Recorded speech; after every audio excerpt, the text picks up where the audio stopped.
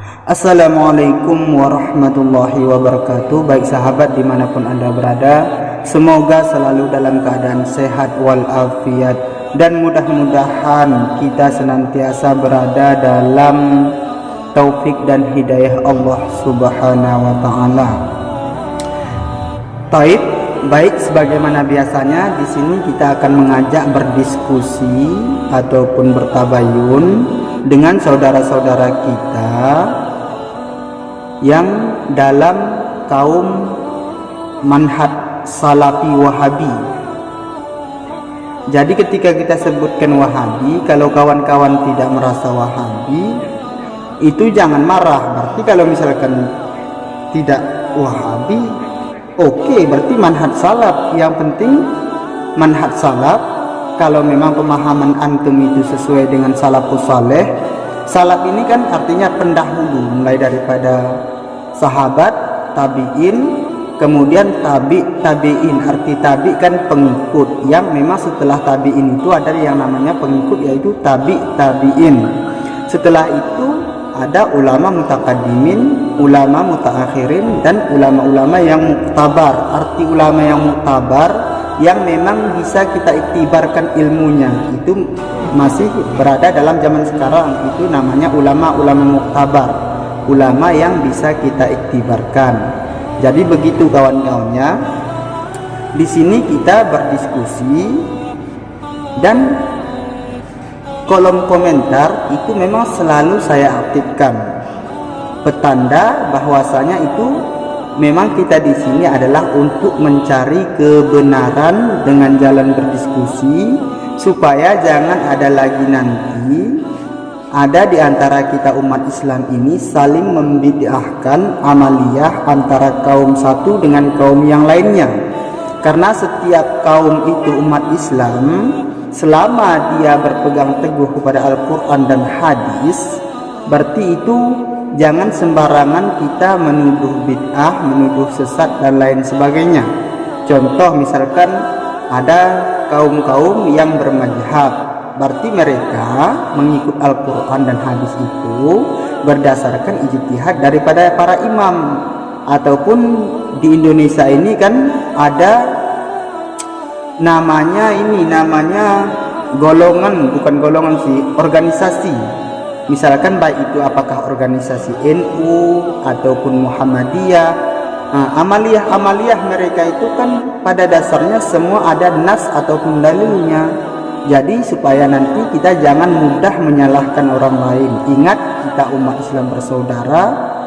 Walaupun ada perbedaan, itu kita harus saling lapang dada. Yang penting jangan mudah membid'ahkan. Kenapa? Ini pembahasan kita kali ini yaitu tentang hukum ya. Tapi sebelum kita masuk kepada hukum, saya ingin sampaikan, seperti biasa kawan-kawan jangan lihat penampilan saya atau apa bagaimana ya. Kita memakai pepatah Arab saja. Unjur maqala la tanjur man qala. Lihat saja, dengarkan saja apa yang disampaikan. Tidak usah lihat siapa yang menyampaikan, apalagi ini kita pembahasan ilmu. Tentu yang kalian fokuskan hanya kepada kalamnya saja, pembicaraannya saja. Oke? Nah, karena ada kawan-kawan yang berkomentar seperti ini, Ustadz kami lebih pintar daripada kamu. Ya, memangnya saya ada mengatakan saya lebih pintar? Tidak ada saya mengatakan lebih pintar.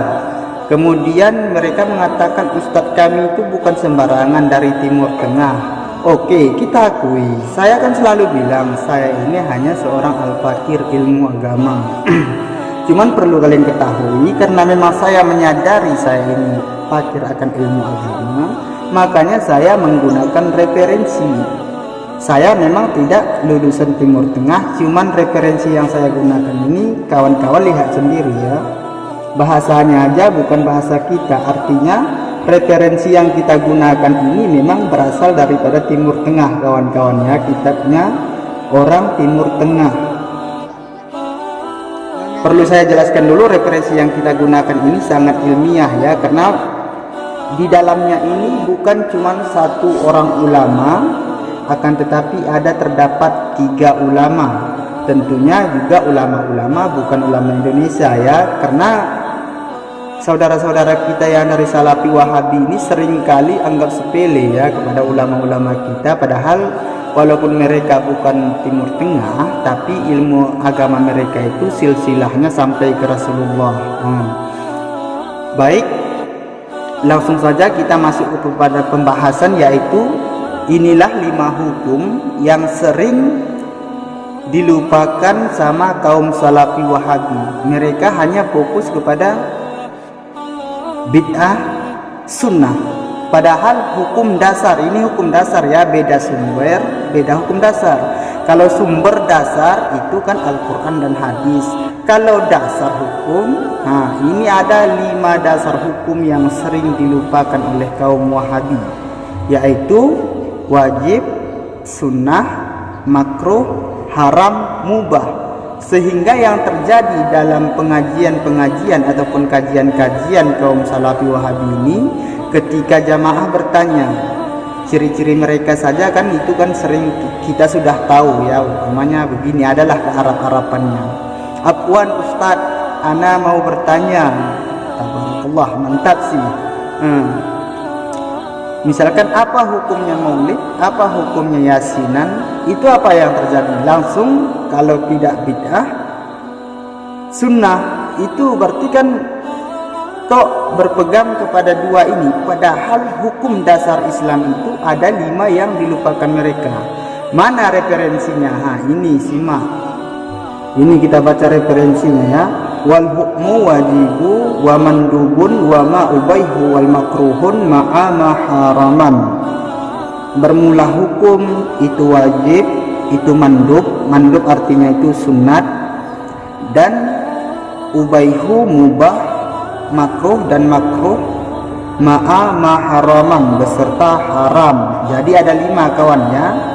Wajib, sunnah, mubah, makruh, haram. Ini adalah 5 dasar hukum. Kita masuk ke pengertian masing-masing. Apa arti wajib, apa arti mandub, arti sunat, dan lain sebagainya yang telah kita sebutkan. Coba perhatikan matan. Fal wajibu mahkumu bisawabi fi fi'lihi wa tarki bil iqabi. Wajib itu artinya dihukumkan, artinya diberikan pahala apabila kita kerjakan, dan apabila kita tinggalkan itu berdosa, misalkan seperti kewajiban sembahyang. Kemudian sunnat ataupun nadbu ma fi fi'lihi sawabi, artinya kalau misalkan kita kerjakan kita dapat pahala. Walam yakun fi tarkihi iqab, tidak berdosa kalau misalkan kita meninggalkannya. Itu apa? Misalkan seperti hukum-hukum salat sunnah dan lain sebagainya. Kalau yang berbicara sunnah, yang sunnah hukumnya itu tidak berdosa kalau kita tidak mengerjakannya, tapi kalau kita kerjakan berpahala. Jadi di antara yang 5 ini, yang penting kita sudah sebutkan semuanya. Inti yang ingin saya sampaikan, inilah 5 hukum yang sering dilupakan sama saudara-saudara kita kaum Salafi Wahabi, sehingga dalam kajian-kajiannya selalu itu berpacu kepada sunnah dan bid'ah. Ini kan sebenarnya sudah menyalahi kaedah hukum, sudah menyalahi kaedah hukum ya. Jadi sampai situ aja pertemuan kita dulu. Yang perlu kita di sini adalah berdiskusi. Kawan-kawan apabila berkomentar, itu berkomentarlah sesuai dengan pembahasan. Kalian tunjukkan referensinya.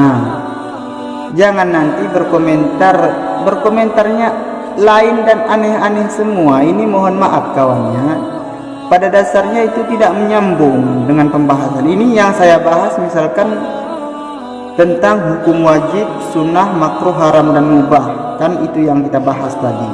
Jadi itulah kalian komentari, apakah itu salah, apakah kalian menyalahkan ulama Timur Tengah ini bahwasanya itu tidak ada, ataupun kalian ingin bertanya mana dalilnya, saya sudah jelaskan tadi. Ini dasar hukum, bukan sumber hukum. Artinya kita harus dari dasar hukum dulu, baru kita bersumber kepada hukum Al-Quran dan hadis. Artinya ini menyangkut dengan ushul fiqh kawan-kawannya. Jadi ini sering dilupakan sehingga menyebabkan kita itu saling berdebat, saling menyalahkan satu sama lain. Karena kenapa? Karena kita tidak menguasai dasar hukum. Ingat, kita tidak menguasai dasar hukum sehingga terjadilah paradok, bentrok. Padahal kan ada namanya istilah ismaini musamma, dua penamaan cuman satu yang dinamakan. Artinya namanya saja yang berbeda tapi tujuan penamaannya sama. Misalkan seperti beda bahasa, makan, misalkan dalam bahasa Jawa mangan, kalau bahasa Indonesia makan. Kira-kira itu kan beda antara makan dan mangan. Ya, namanya beda tapi penamaannya kan sama, yaitu sesuatu yang menunjukkan memakan. Nah, jadi begitu kawan. Sebenarnya banyak sekali yang demikian yang sering kita anggap salah, padahal pada dasarnya itu belum terdapat perbedaan, hanya beda penamaan. Sudahlah kita ribut gara-gara itu dan lain sebagainya. Jadi mari kita menambah wawasan supaya pemahaman kita tidak sempit. Ingat, jangan sampai kita merasa paling benar dan lain sebagainya. Na'udzubillah.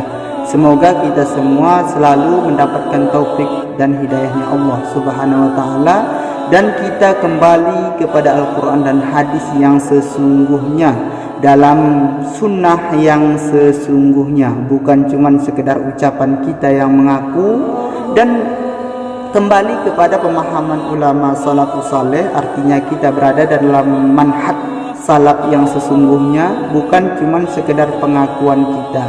Karena tanpa kita sadari seringkali ataupun banyak sekali kawan-kawan kita yang mereka itu mengaku manhaj salaf tetapi perbuatan tidak melambangkan ataupun mencerminkan perlakuan daripada salafus saleh. Jadi kan itu menyalahi. Intinya kita di sini, kalau sudah kita punya wawasan, insya Allah di antara kita tidak akan ada lagi perdebatan, tidak akan ada lagi yang saling menyalahkan, karena kita semua punya referensi yang kuat. Wassalamualaikum warahmatullahi wabarakatuh. Lain kali kita sambung dalam pembahasan-pembahasan yang lainnya.